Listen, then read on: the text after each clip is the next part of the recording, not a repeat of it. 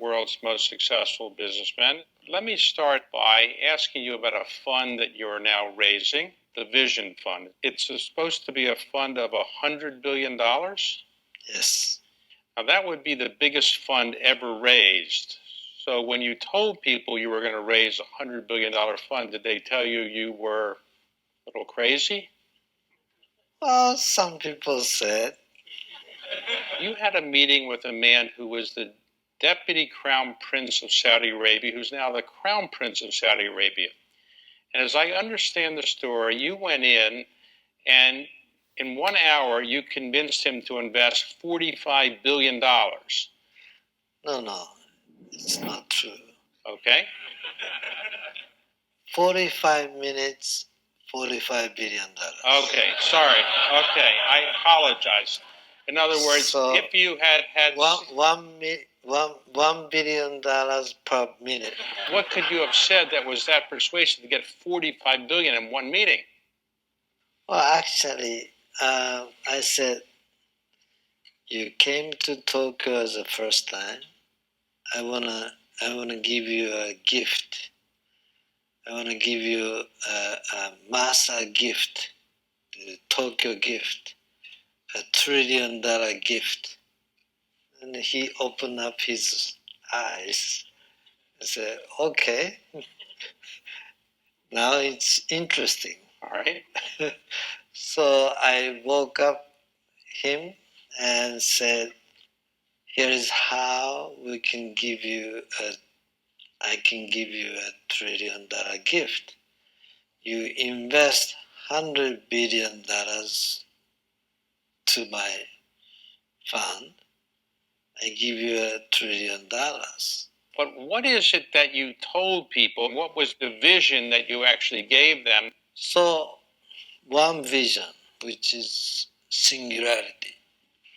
Singularity is the concept that the computing power, computers' artificial intelligence surpass mankind's brains.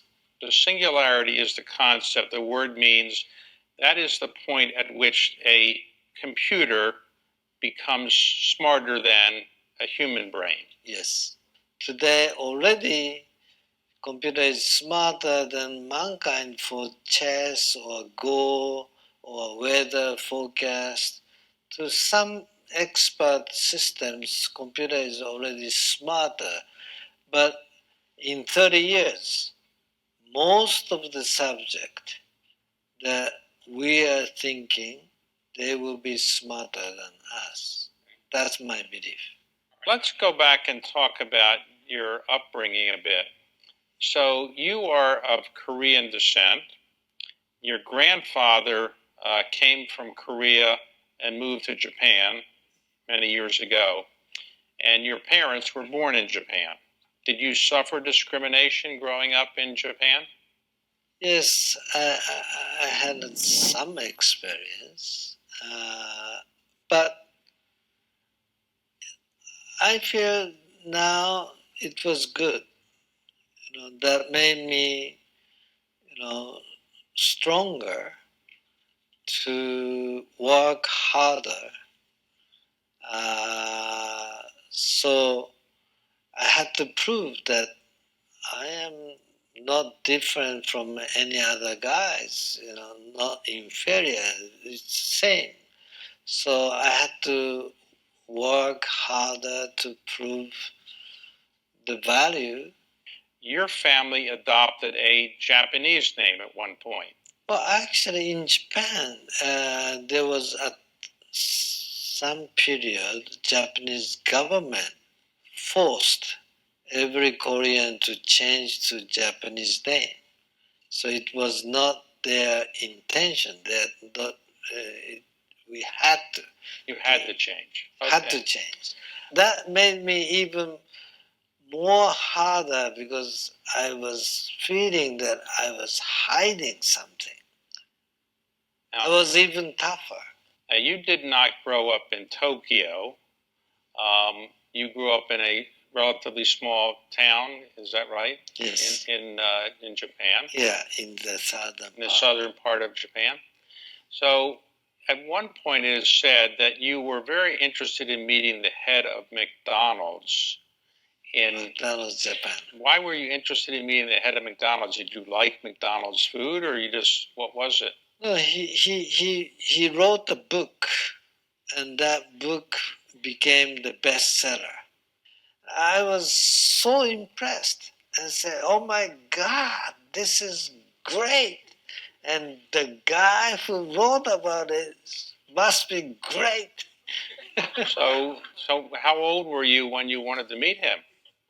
16. 16. So you managed to get a meeting with him. I called his assistant, and long distance call. Back then it was so expensive. I made almost 100 calls, 60 calls, and say, this is my name, I'm a student, and could you ask him to share me some time? And could you ask him? And she said, "Oh, I will try, but he's not gonna meet with a student." I said, "Well, don't decide by yourself. Let him decide." Okay. So I spoke with the assistant, different assistants, so many times, and they don't give me the right answer. So I said, "Okay, this is a waste of my telephone bill." So I flew into Tokyo, and I said I came because the phone call becoming more expensive than air ticket. So what happened? And I said, "Well, tell him exactly the way I said. You don't have to look at me. You don't have to talk to me. You can keep on working, whatever you are doing. I just want to see his face for 3 minutes." Okay. So I'm not bothering him. I'm so impressed and respect him. I want to see him. And if you tell him that I'm not gonna bother him, time is money, he says, I'm not gonna damage his life. She actually asked. And he said, "Okay, okay." Actually, he spent 15 minutes with me, talking face to face. And he gave you some advice, which was to learn. Yeah, I asked him, "What business should I do?" "Computer. That's the one. If I were you, at your age, at this time of the,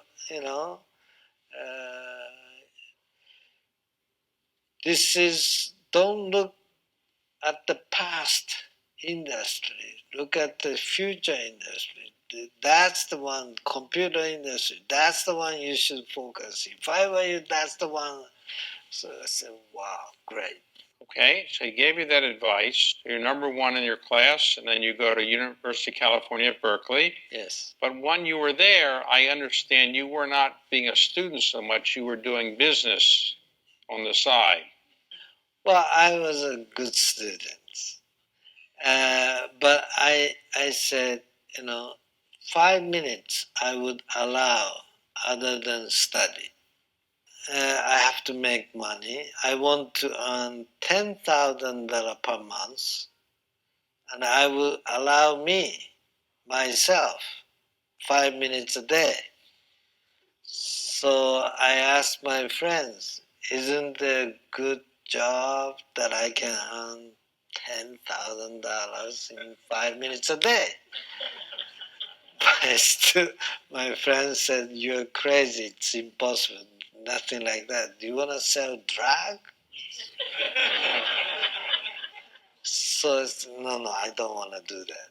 So I said, "Okay, what is the best, most efficient use of my time? It's invention.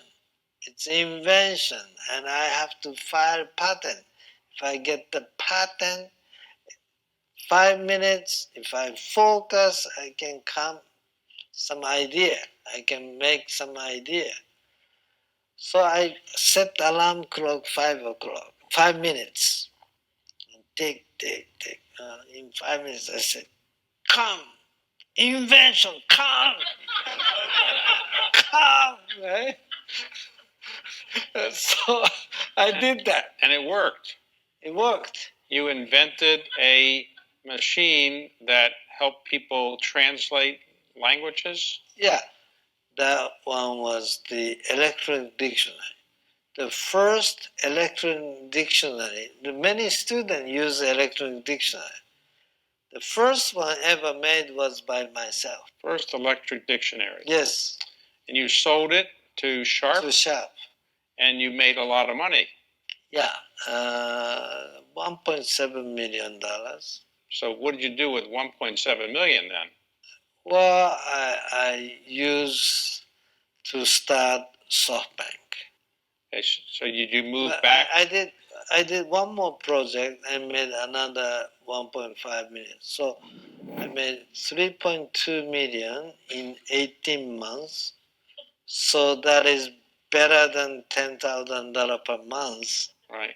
I told that to my friend. Look, I got $3.2 million and I kept working only 5 minutes a day as I promised you. But then after you graduated and you made these successful inventions, you moved back to Japan. Is that right? Why did you move back to Japan? Not that it's not a great place to move back to, but you're in Silicon Valley area. Why not stay there?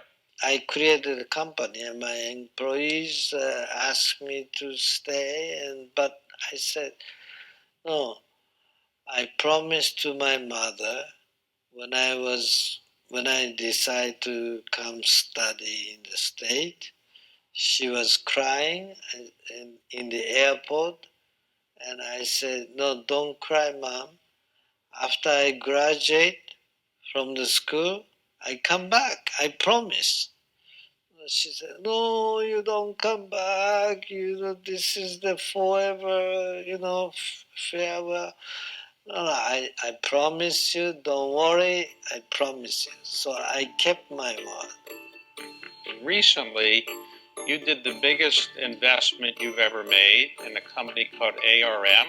They have 99% market share for any smartphone that you have in your pocket. I think the company is going to be more valuable than Google.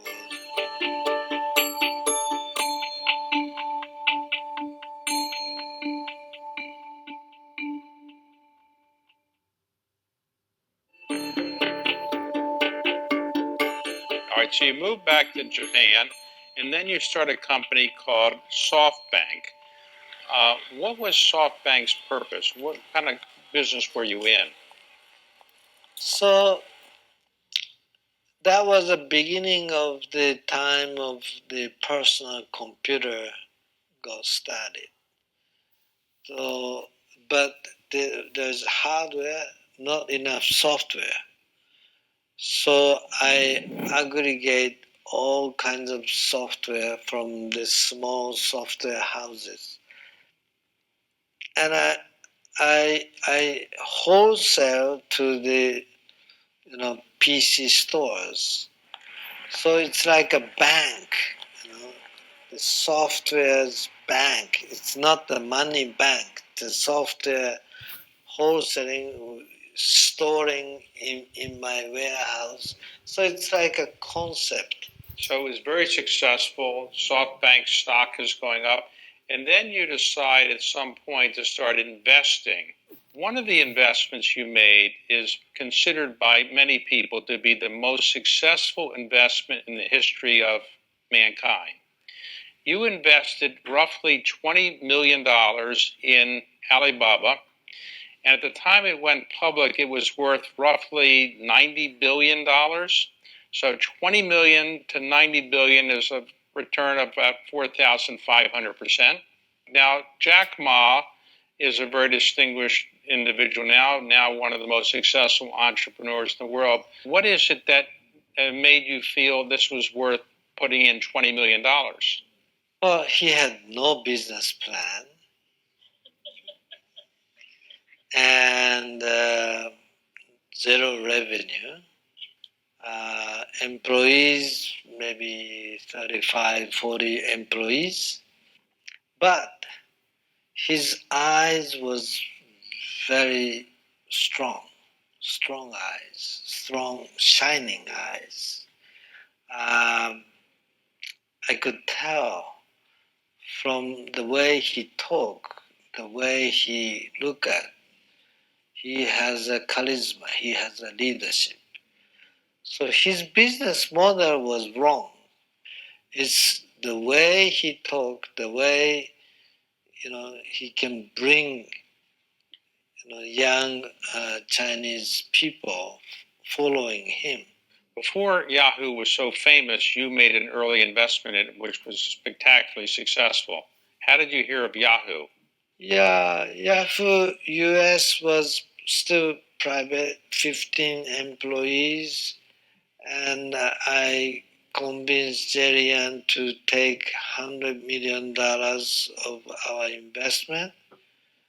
So at the time we negotiated, we agreed they grew from 15 to 35 people, 35 people.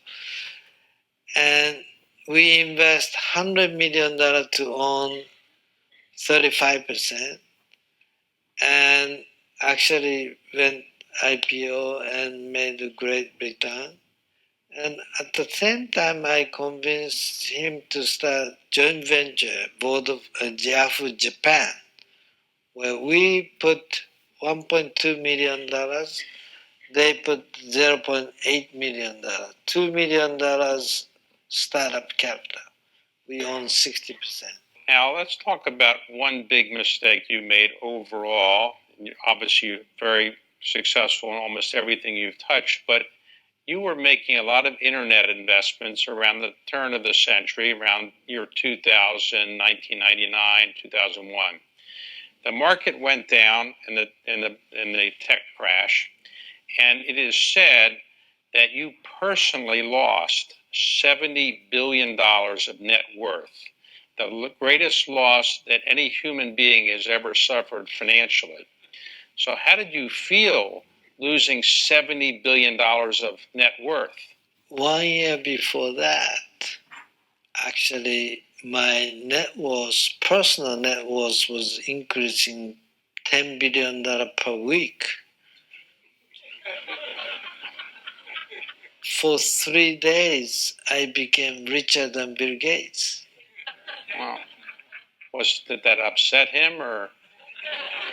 No, before I told to anybody else, our stock started crashing. Okay.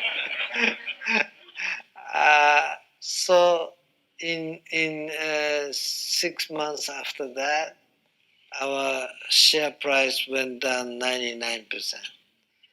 So we almost went bankrupt. And somehow I survived.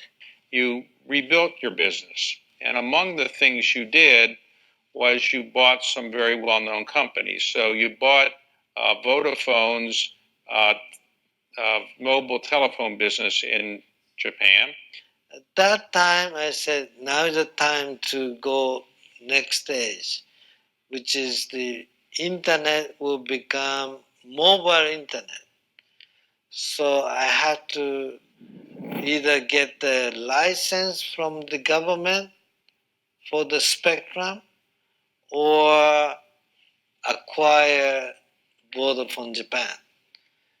And first I applied for the license to the government, and the government said, no, there is no more spectrum. So I actually sued the government. And, for 1 year, big fight. But then the Vodafone Japan became available. $20 billion. I had $2 billion. So $18 billion short. So where'd you get the money? So I convinced the bank, that the Vodafone Japan, I'm going to turn around and become successful and become great cash flow. Believe me and lend me money. And they did. They did. And it turned out to be very successful. And recently, you did the biggest investment you've ever made in a company called ARM, which is ARM, which is a semiconductor manufacturer based in London. Why did you spend $31 billion buying a semiconductor manufacturer when many people think that that's not the future? It's actually $34 billion. 34. Yeah. It's not the manufacturer, it's a design house. They design all the chipset. They have 99% market share for any smartphone that you have in your pocket. ARM has 99% market share, right? In next 20 years, they're gonna ship 1 trillion chips, designed for 1 trillion chips. So I said, this is the company. This is, nobody can live on the earth anymore without chip. Chip is everywhere, in the car, in your refrigerator, everywhere. So if chip is something that everybody needs, and if there is one company has 90% market share, there must be a value. They're not monetizing well enough, but if I own it, we can monetize much better. So that's my belief. So I think the company is going to be more valuable than Google. So let me ask you. It's not available. It's a private company now. So you don't worry that robots could become so smart they could wipe out humanity, as some people worry. There is a danger. But when the robot super intelligence go beyond mankind's intelligence, and they say, well, fighting is the not efficient way of living. The harmony is better.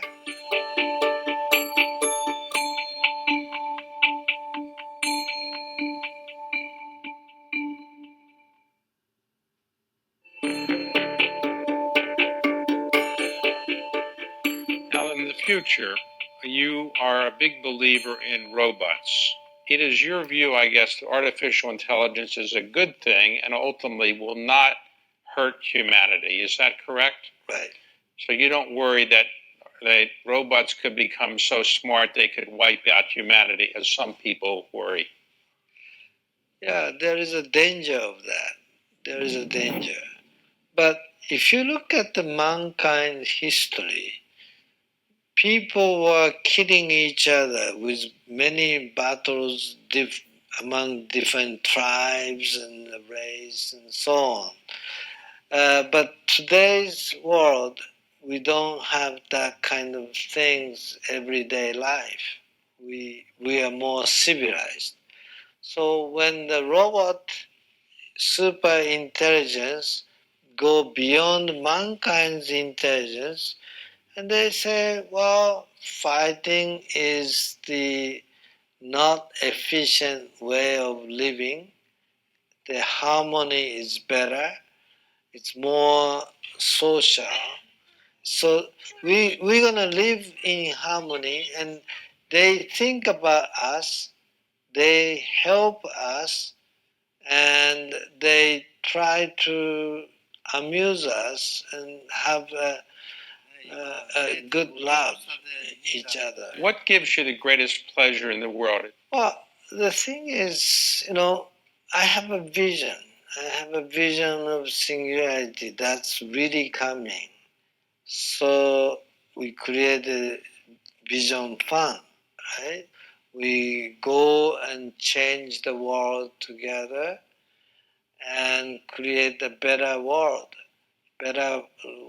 for human living. So that excites me, what is thinking about what is the future, how we can change the life of people for the better humanity, right? So that people don't need to die for unnecessary reasons, like having accident or having the disease or having the disaster. To protect human from all those, sadness is a good thing, right? So imagining those things and investing and create a group and having great product, great solution is exciting. Okay, now today you've come back and you have enormous net worth by any human standards, one of the richest men in the world. What do you do with all this money? Well, I haven't decided what to do. Haven't decided, but you're 60 years old now. You've got to decide at some point. Deciding how to spend with respect is more difficult than making money. That was a headache I had when I became so When rich. you were the richest man in the world, you had that headache, then you lost that headache. Now you've got it again, right? Do you have any plans to keep doing this for another 10 years or 20 years? Yeah. In my age of 19, I created 50 years my life plan. And in my age of 60s, from between 60 and 69, I would decide my successor and have my successor keep on running it. So in my next 10 years, I have to do that. But even after I find a successor and give him a baton to run as a captainship, I would probably stay working with him, coaching him, and as long as I live, probably I cannot forget about this excitement. Your parents are still alive. They must be extremely proud of you. Well, they're actually very proud of me, and they are very happy. We are a happy family, and we don't live together, but they call me occasionally, and my dad is funny guy. He has a unique idea, crazy idea, and he always call me and say, "Masa, I got an idea. You have to do this." He knows everything I'm doing, and he's very creative, very smart, and he talk about business to me all the time. Now, you are Japanese, but you're of Korean descent. But you're different than most Japanese business people who are very consensus oriented, not maybe as entrepreneurial as you are. Has that been a challenge for you in building up your business in Japan? Yeah, lots of challenge, but the uniqueness is actually good. If the pack of other people are this way, I am unique. I have more opportunities. So the difficulty turn, if you flip over, become the advantage. So, final question. If you could live your life over, an extraordinary story, is there anything you would do differently than you've done? I may, but this is the life I'm enjoying so much that I would love to do it again. I was so lucky. I was so close to, fall down from the cliff. So I don't know how I can do it twice. Wow. But this is definitely exciting life. I'm having fun.